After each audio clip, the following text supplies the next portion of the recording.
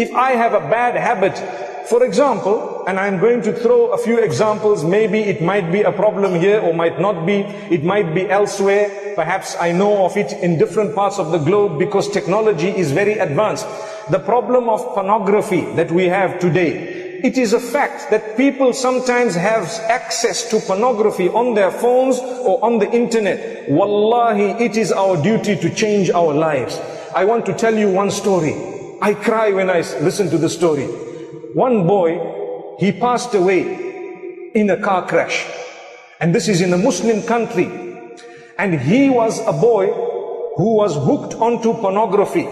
May Allah forgive him. But what happened is, he paid some money with his card in order to get weekly emails full of naked women. So his friends told him that, we don't want to all pay. Why don't you pay, and when the email comes to you, you can send it to us. So he had a group of so many friends. He used to send the email. Once it comes to him with all the pictures, he sends the pictures by email to his friends. So he was getting tired of forwarding, so he decided to use auto forward. Auto forward means automatically the email will go forward. So he died in the car crash. His friends were with him. They were shocked and they were really hurt that our friend has died. Some of them were involved in the crash, but they did not die. So what happened is, a few days later, when they met at his house, they were crying so much because they said to the sheikh, that Sheikh, every week we are getting emails from this man, but he is now in his grave. Allahu Akbar, Allahu Akbar. Look at this.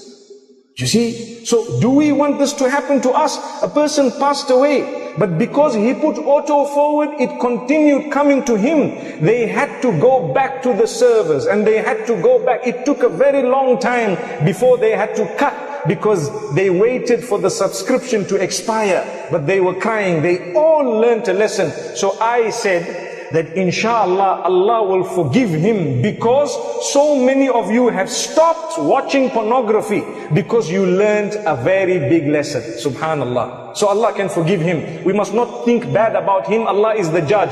We are not there to judge anyone. So we ask Allah, but we learn a lesson. So I say in Ramadan, think about it. Those who have bad habits, if we die whilst we are engaged in something very bad, it will be an embarrassment for us. We'd rather become better people as we go. One day, I was sitting in one lecture of a very senior sheikh, and he said, think about how long you want to live. So people were thinking, so he asked some people, how long do you want to live? How long do you want to live? One man says, I want to live however long Allah keeps me. The other one said, I want to live for 100 years. One said 90 years. But nobody said, I want to die now. Because no one wants to die. So he said, okay, even if you choose 100 years, when 100 years finishes, what will happen to you? Good question. You still have to go to Allah. So when you go to Allah, you need to go with a good record. So try your best to earn the pleasure of Allah.